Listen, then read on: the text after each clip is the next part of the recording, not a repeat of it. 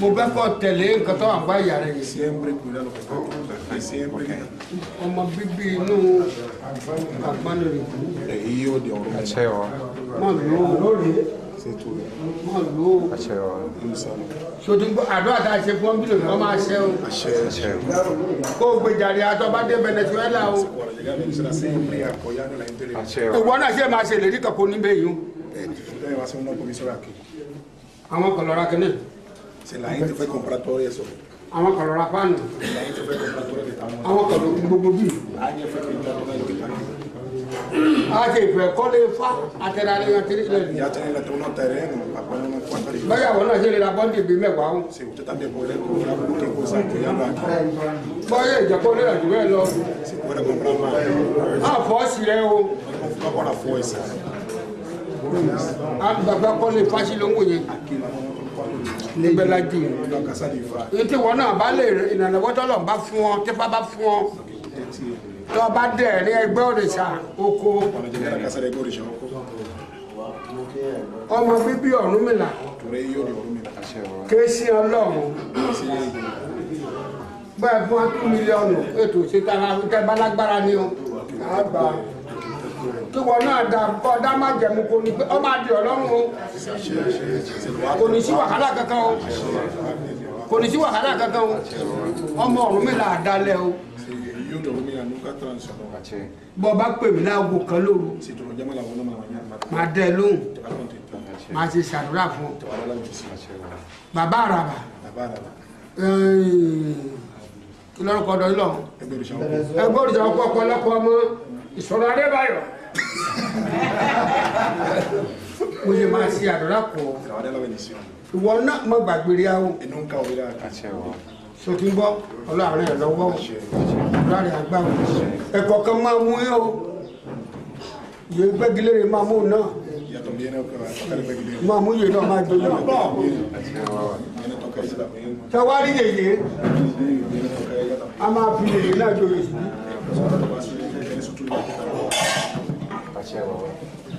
ele máa jọ yẹ gbẹ́gilére máa jọ yẹ Jokonda ọmọ àjọ yìí. Alibia. Ó ní lọ́wọ́dún yìí, ó máa tún ní gbogbo yìí wá. Ṣé ìkọ́ àwọn máa fọ gbogbo bíi náà ni? Ṣé o ga wá lẹ́ẹ̀rin gbogbo olókùn mẹ́rìndínlógún á kú o?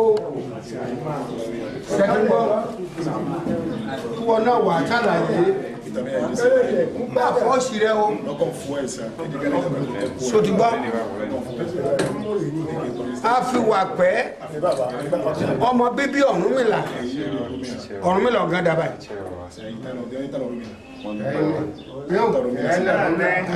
Àwọn mọ̀ ilẹ̀ kò ń sọ. Ojú mi rẹ̀ kí máa máa ṣe dáadáa o. Mo bẹ́ kẹ́ ẹ ṣe dáadáa ní ojú mi. Kí n àkọ́dá kí gbogbo ní ọ̀nà àjèjì pé à ọ̀dá ọmọ fi jẹ́ àfọwà pẹ́ ó sì ṣe dáadáa o. Ayé tó máa sọ pé ẹ̀ẹ́dì aláràárà.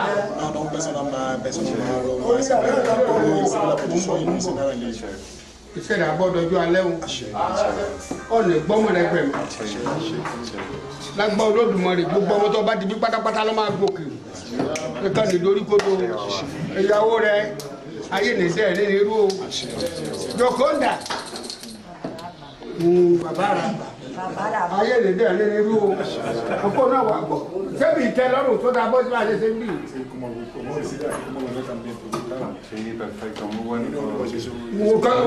Òun náà máa promise o. Ṣébi ló máa promise o, bí máa promise o. Un mamá de Bregor y se ha ocurrido. Cuando llega el güero choco, que puede mandar para ella para que esté ahí. Casa de Infa. Un bel mogamete, un bel mogamete. Ya, dada. Wàá máa gbọ́ lọ́la. Sọ fẹ́ gbọ́ lè ṣe ni. Mo ń ṣiṣẹ́. Ó lè gbọ̀n wákàtí kẹtọ́ lè mi ìṣe babaláwo nírọ̀. Ọlọ́run tó máa gbọ́ òun.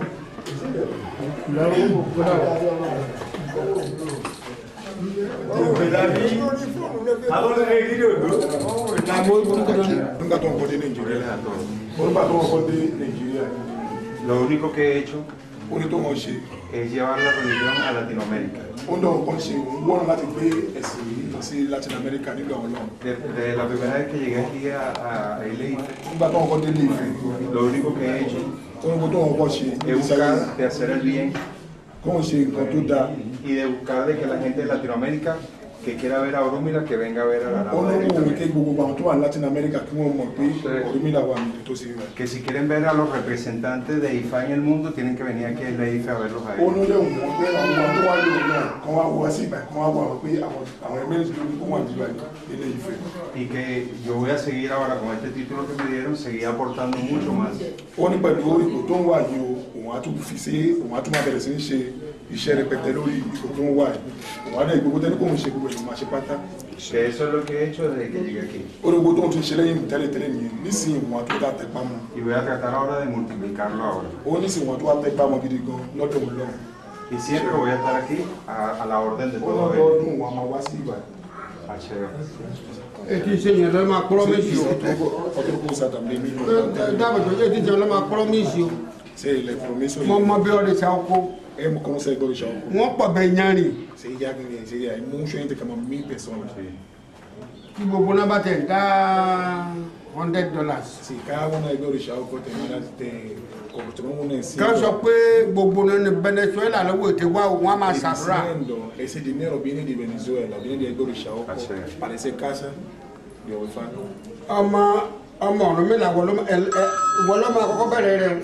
Usted lo va a hacer, primero va a comenzar este porque tú eres hijo de Orúnmìlà. Tó bá ti délé báyìí. Cuando llegue a la casa, Sọ fún ọmọ Awòmílà. ẹ máa bọ̀ sọ́dọ̀ ìbí la wà kó sí ilé kékeré sàlẹ̀ yẹn ni. Tó ti gbọ́. habla con ellos. Àmúkọ́ ilé Ọ̀rúnmìlà. Ilé Ọ̀rúnmìlà. Es la casa de Orúnmìlà. Wọ́n kálukú máa mú ogbó wá.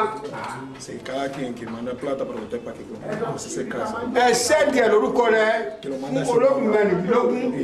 Ese nombre, lo dice. Ọláre àjúbà lọ níwọ̀ ẹ̀mẹ́rin o. Tí mo fẹ́ gbọ́ lọ́rọ̀ ẹ̀ báyìí pé wà á ṣiṣẹ́ mo mú yẹn basic. Diciendo, le quiere escuchar, si tú vas a hacer eso también, que lo promese. Dile que yo me comprometo O no, pero uno más pone un promese. en notificarle a todas las personas que quieran colaborar, Uno más promese, pero cuando toma todo como uno lo va a decir. traerlo hasta aquí. O más cuando tú te digo, más tú te digo, más ahí va, no. Y yo hablo por mi persona. Uno más se confunda uno. Todo lo que yo he gastado, lo he gastado de mi bolsillo que me da Uno Orúnmila. tú más no, pata todo mi la chefón, pata. Y todo lo que yo pueda poner de mi bolsillo, siempre voy a colaborar para esto. O ní àpò tó wúlò máa ṣe ògbélé. Acheo. Ẹ bá bí ọ̀ṣun wá fọ́ ọ̀ṣun. Gbogbo rárá pàṣẹ wọ́n kó. Lọ́wọ́ bá mi lùlù. Ṣùgbọ́n tó máa kọ́ wàhálà wà mí ọ̀fẹ́ o. Ní ìsìn báyìí. Ìdí ni olùlù ẹ̀ bọ̀.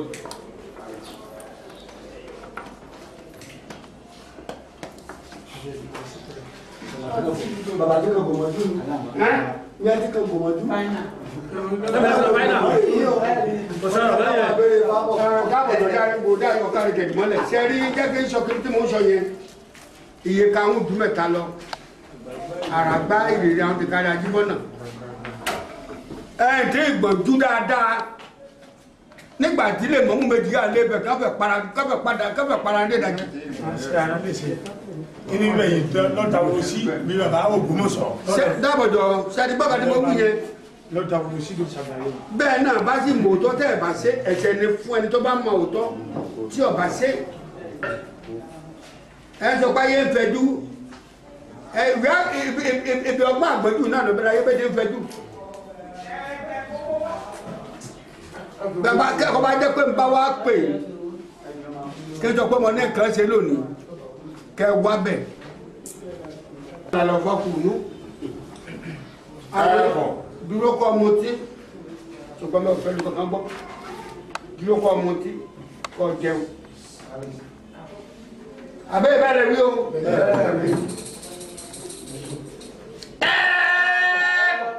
Ọmọ onígbọ̀ọ́lá. Èmi ni pé láwo pamọ́ ọmọ ìrọ̀lẹ́. Akọ̀rọ̀ náà ní ọ̀fẹ́. Ọ̀sán iwájú àwọn olè ní bàbá àgbà. Àgbẹ̀ yìí. ẹ̀wọ̀n ọmọ yìí náà. Òrókùn bí a ṣe yìí. Ògbólórí ìjà.